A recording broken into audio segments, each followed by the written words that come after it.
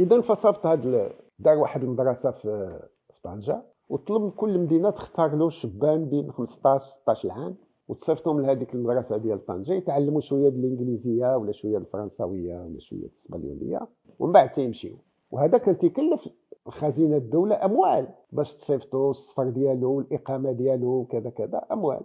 ايوا كاين اللي رجع من بعد 6 شهور 8 شهور عام، وكاين اللي بقى 10 سنين ورجع مهندس كبير وعاد دخل.